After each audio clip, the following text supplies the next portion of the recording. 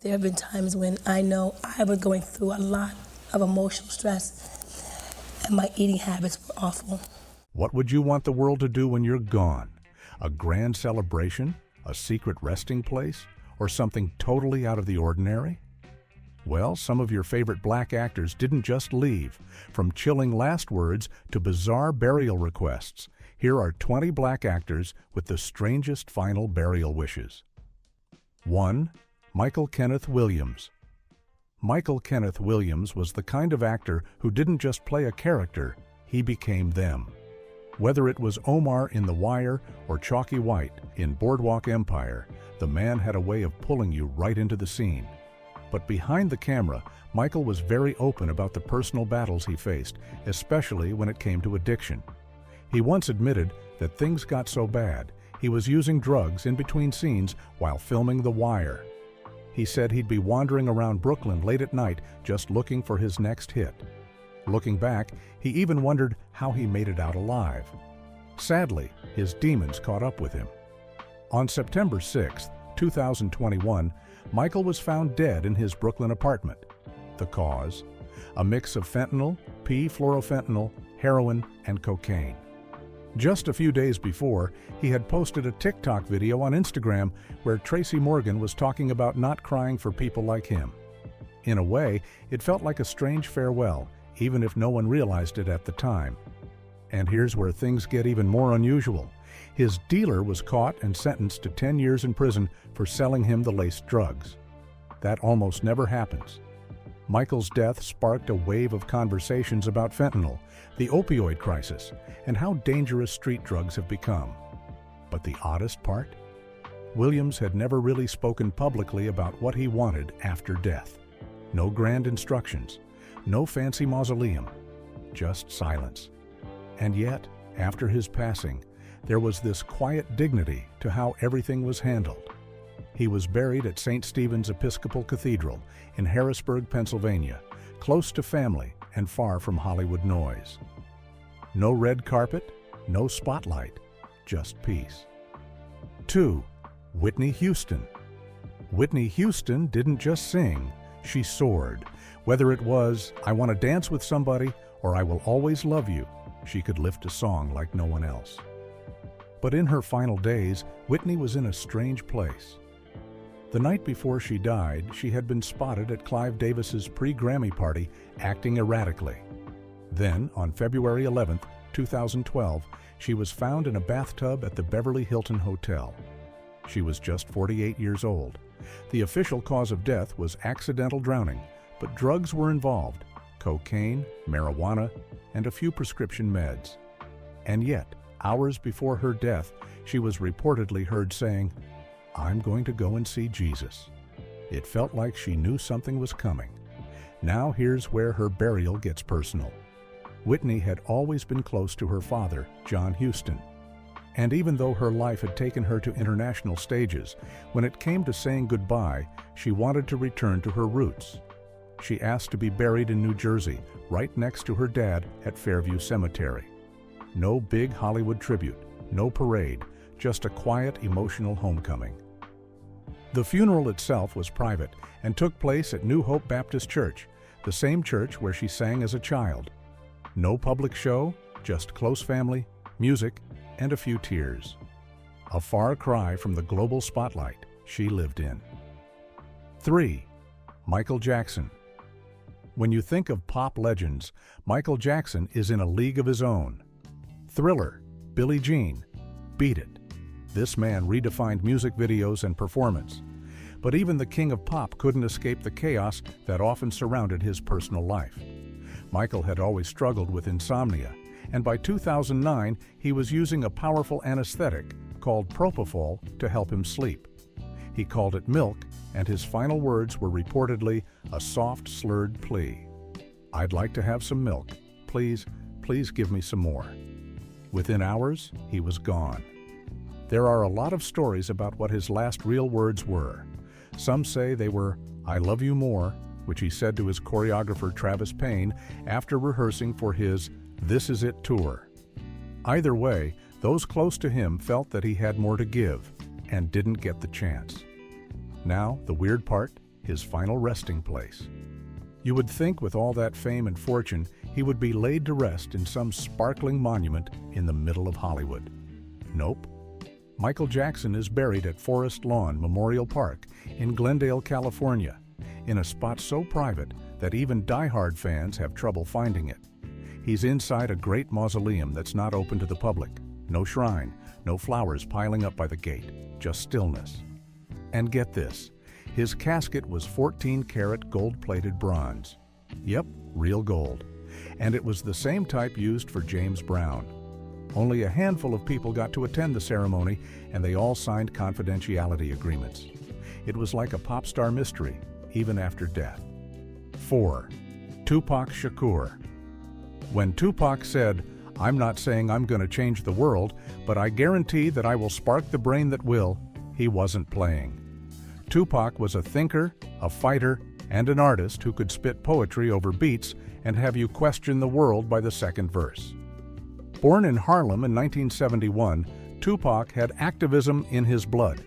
His mom, Afeni, was part of the Black Panther movement. His music was raw and powerful.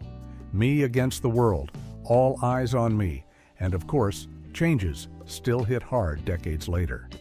But let's talk about how he left this world, because wow.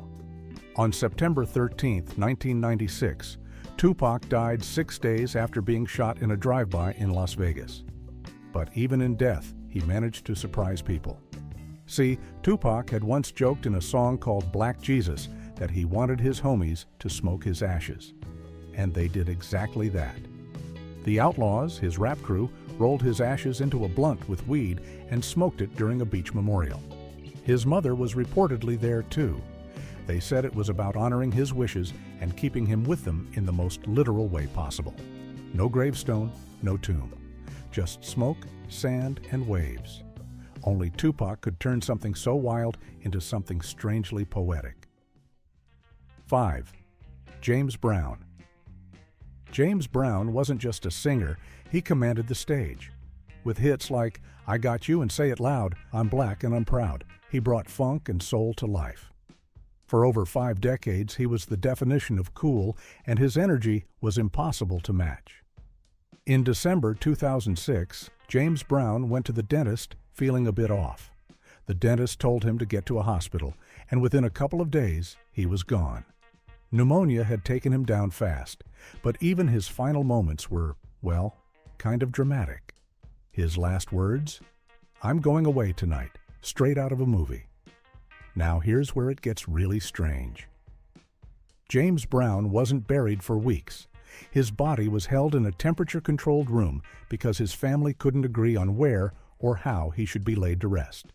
Seriously, it turned into a soap opera. Legal fights, secret wills, even accusations of body snatching were thrown around. Eventually, they placed his body in a crypt at his daughter's home in South Carolina. But many fans still don't know exactly where it is. There's been talk for years about building a public mausoleum, a kind of Graceland for James Brown. But it still hasn't happened.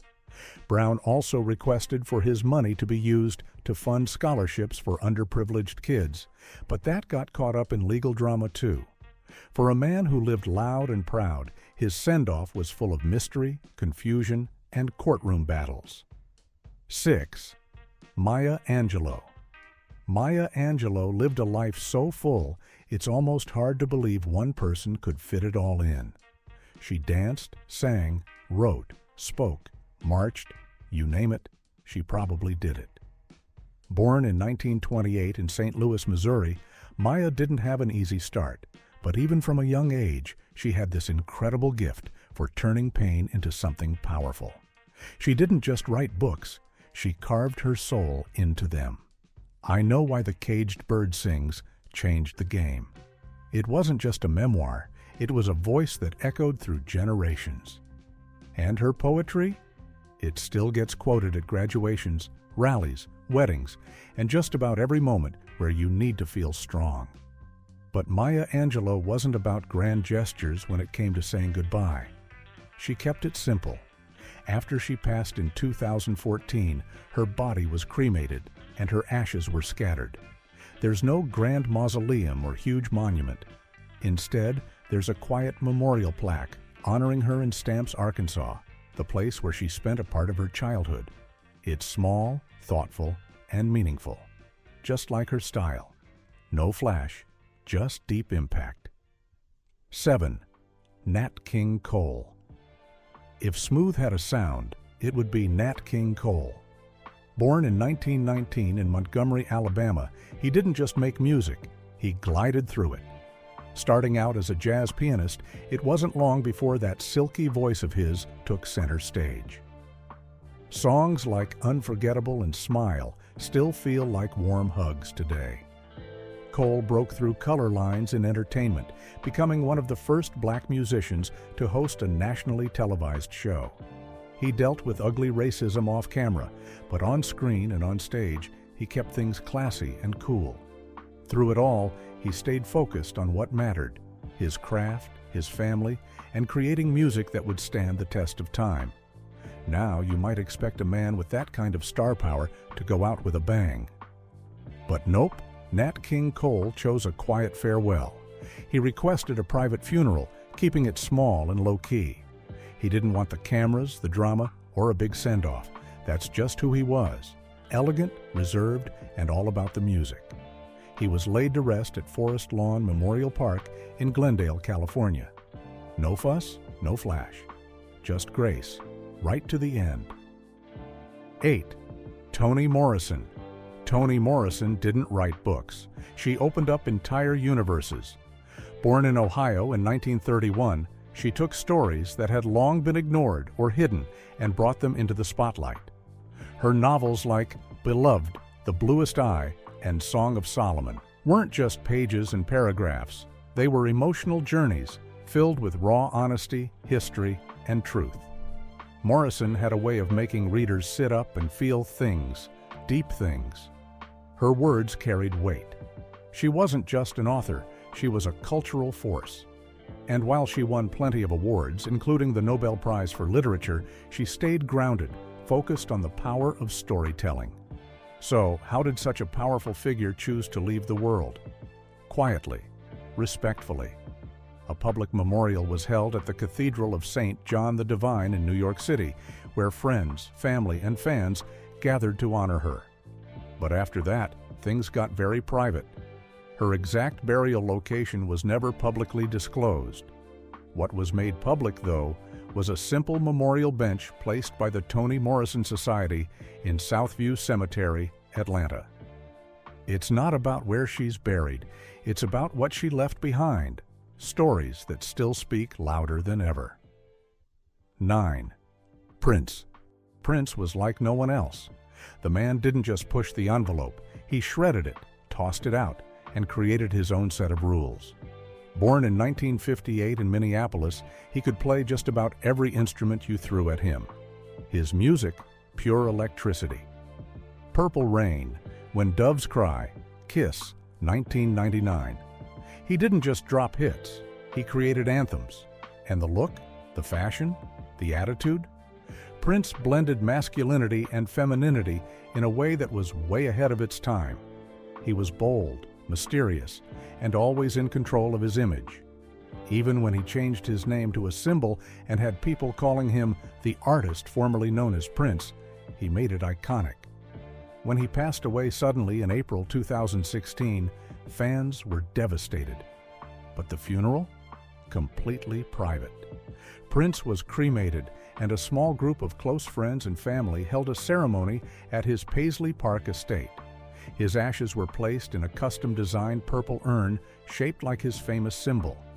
The urn even had a tiny replica of Paisley Park inside.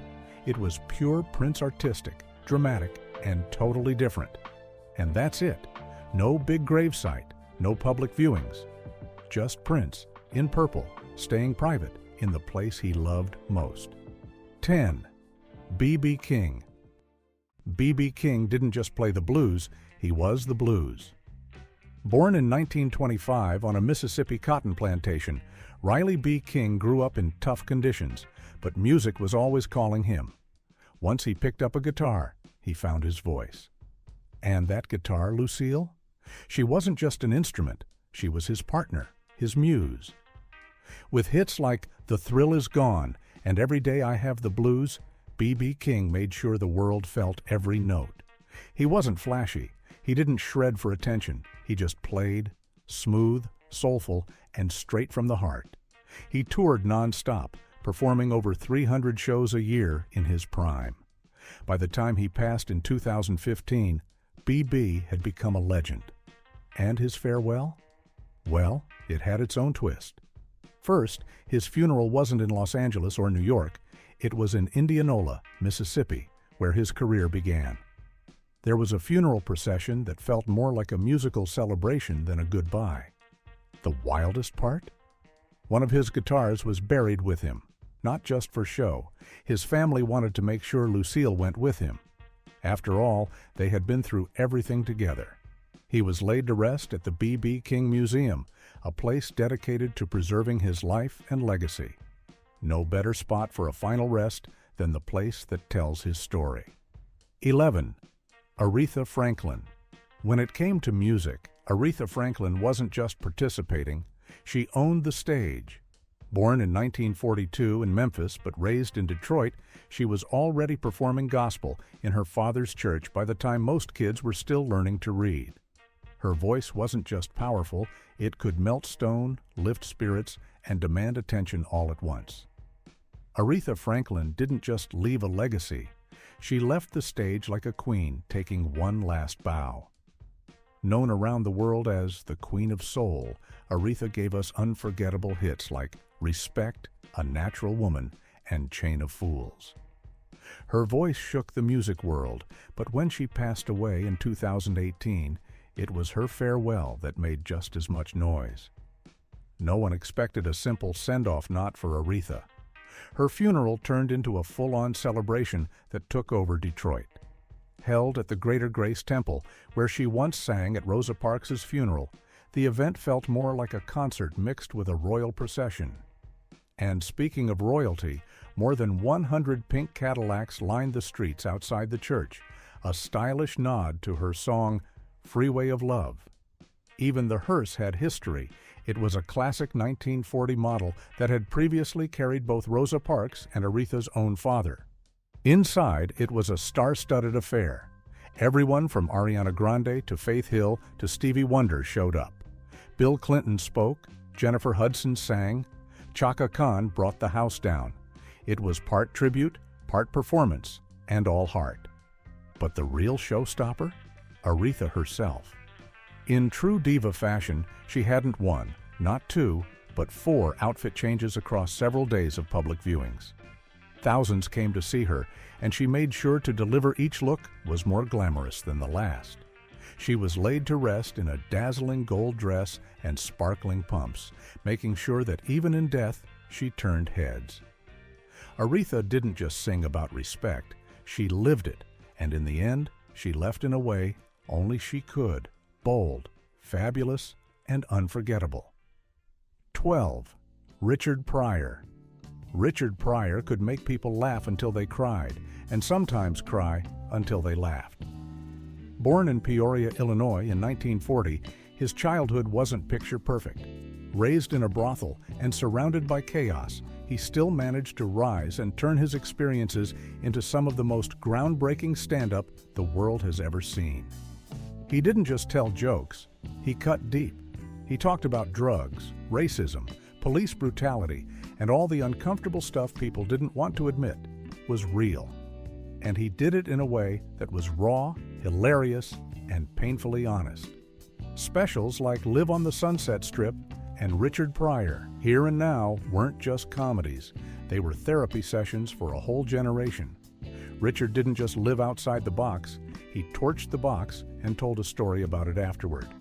So it makes sense that his final wishes were far from ordinary. He asked that his ashes be scattered throughout different parts of Los Angeles, his favorite city, the one that gave him success, heartbreak, and everything in between. But what made it truly unique was his desire to have his ashes mixed with those of his late friends and loved ones. The idea was that he didn't want to leave alone. He wanted to stay with the people who mattered. In a way, it was classic Pryor, a little wild, a little poetic, and absolutely unforgettable. 13. Etta James. That voice. Etta James had the kind of voice that could punch you in the gut and then soothe you like a lullaby. Born Jamesetta Hawkins in 1938, she came up through the tough streets of Los Angeles, faced all sorts of struggles, and still managed to carve out a space in music history that no one else could touch. From A.T. Last to I'd Rather Go Blind, her music told real stories. Messy love, broken hearts, and the kind of emotional weight most pop songs never even touch. Etta wasn't about pretty, she was about real. And real doesn't always look neat. Etta's life was dramatic, emotional, and at times chaotic. So it's no surprise that when she passed away in 2012, her funeral was more of a celebration than a typical goodbye. It wasn't some stiff, formal affair.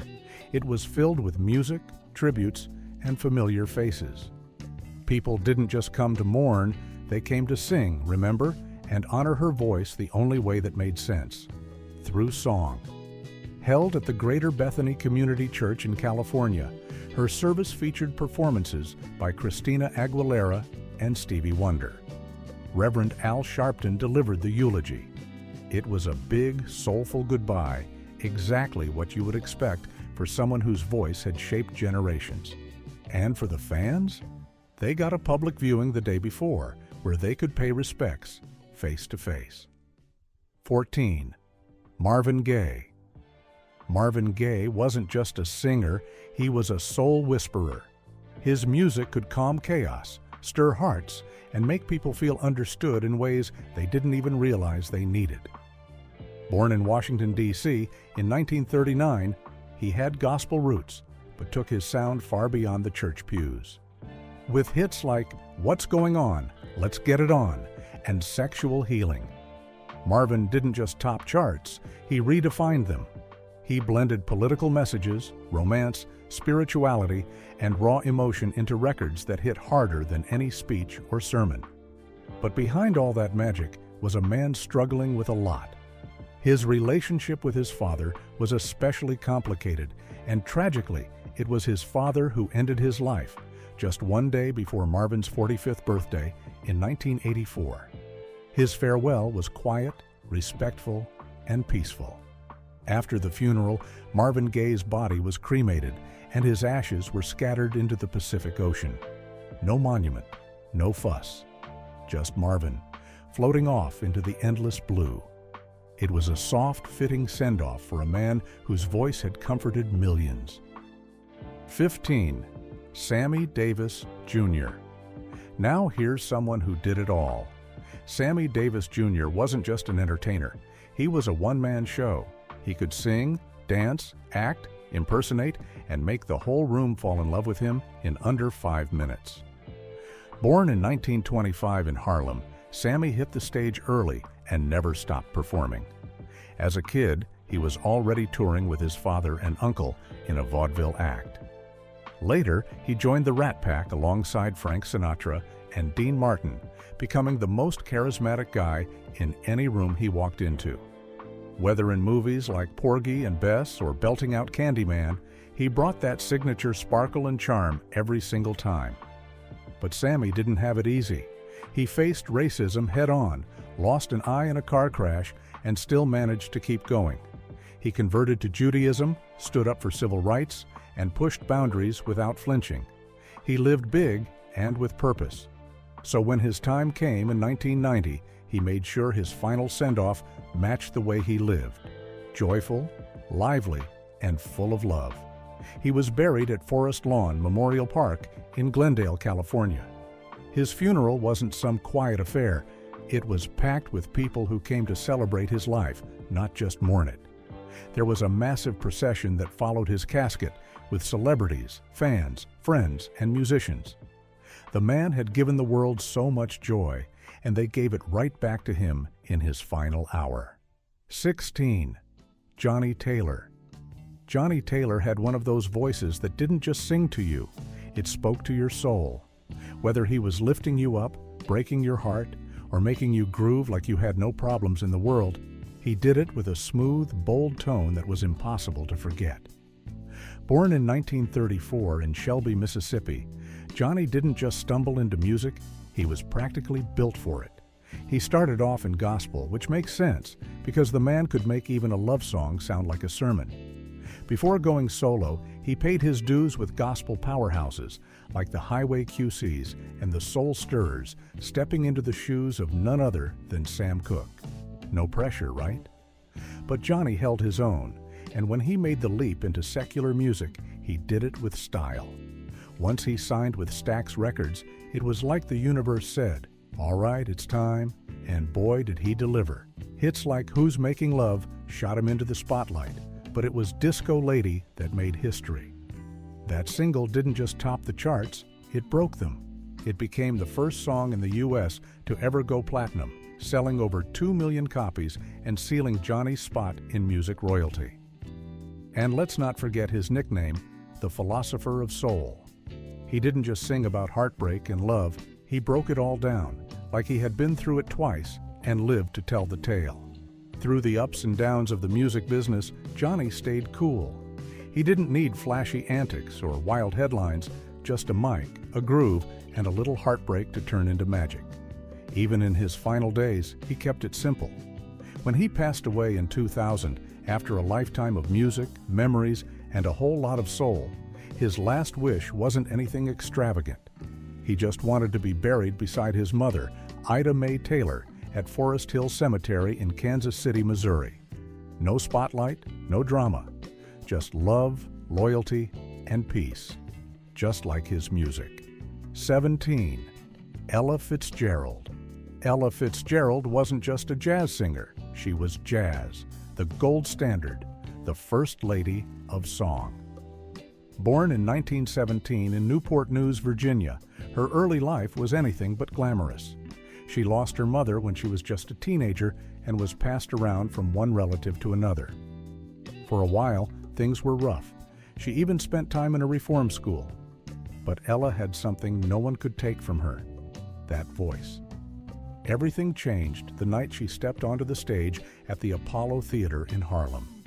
She had planned to dance, but nerves got the best of her. So, on a whim, she sang instead, and the crowd went wild. That one performance launched a career that would span more than half a century. Ella's voice was pure silk smooth, warm, and completely unforgettable. She didn't just sing songs, she transformed them. Whether it was Summertime, Dream a Little Dream of Me, or It Don't Mean a Thing, Ella made the music her own. Her scat singing, unmatched. It was like she turned her voice into a trumpet, dancing through riffs with a playfulness and precision that still leaves people in awe. She worked with legends Louis Armstrong, Duke Ellington, Count Basie, and somehow never got overshadowed. In fact, those collaborations became career highlights for them just as much as for her. And let's talk about barriers.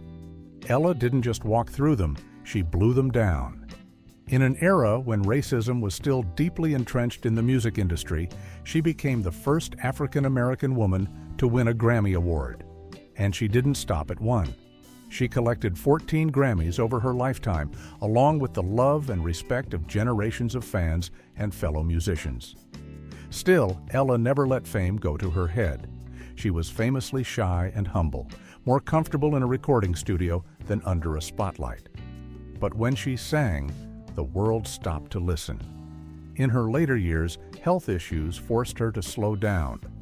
Diabetes took a toll on her body, and in 1993, both of her legs were amputated below the knee. But even then, her spirit remained intact, quiet, gentle, and full of grace. When she passed away in 1996 at the age of 79, the world lost a voice like no other. Her funeral was private, just like she would have wanted. Ella was laid to rest in the Sunset Mission Mausoleum at Inglewood Park Cemetery in California. Instead of flowers, her family asked that memorial donations be made to the Society of Singers, a group that supports struggling vocalists. It was a fitting final gesture from someone who never forgot where she came from and always lifted others with her music. Ella didn't just leave behind a catalog of hits, she left behind a legacy, one that still inspires, still soothes, and still swings. 18. Gene Roddenberry. Now, Gene Roddenberry might not be a black actor, but he earned his spot here by dreaming up Star Trek, a show that helped break racial ground in Hollywood. Born in 1921, he started out flying planes and writing scripts on the side. Then came his big idea, a sci-fi series where people of all races, backgrounds, and even species worked side by side. Revolutionary stuff? But Roddenberry didn't stop at bold TV ideas. He had a burial wish straight out of science fiction. After he passed in 1991, part of his ashes was launched into space aboard the Space Shuttle Columbia in 1992. Yep, outer space. It was his dream to go where no man had gone before, and he made it happen. His wife, Majel Barrett Roddenberry, followed in his cosmic footsteps. When she died in 2008, her ashes were also launched into orbit. In life and in death, they shared a passion for pushing boundaries, and apparently, galaxies. 19. Luke Perry. Luke Perry wasn't just a pretty face from Beverly Hills, 90210. He had real depth. Born in 1966, he carved out a career that included everything from teen dramas to mature roles like the loving dad on Riverdale. When he died suddenly in 2019 at just 52, fans around the world were stunned. But what came next was just as surprising. It turned out Perry had developed a serious interest in environmentalism, and that interest led him to something called a mushroom suit. Designed by the company Coelho, the Infinity Burial Suit contains mushroom spores and helpful microbes that speed up decomposition and help return nutrients to the earth. Basically, it's like being recycled in the most natural way possible. His daughter Sophie shared on Instagram that Luke had discovered the suit and was immediately excited about it. She said he was buried in it, exactly how he wanted. It's one of the more unusual goodbyes in Hollywood, but also one of the most eco-friendly. 20. Carrie Fisher. Carrie Fisher wasn't black, but skipping her would feel wrong because her burial wish was legendary.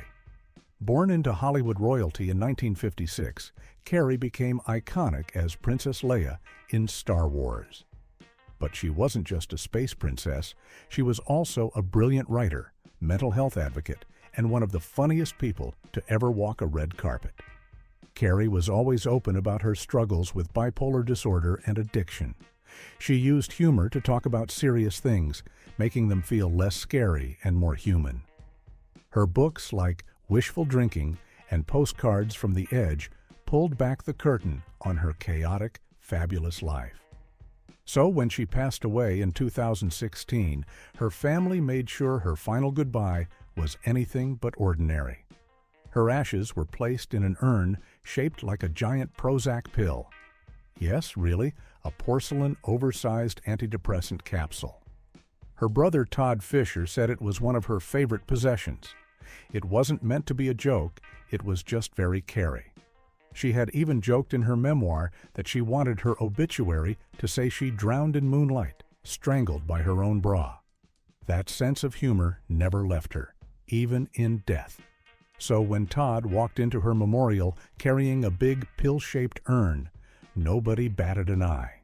It felt right. It felt honest. It felt like Carrie.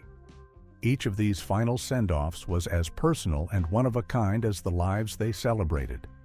They didn't go quietly. They left a little sparkle, a few laughs, and a whole lot of soul behind.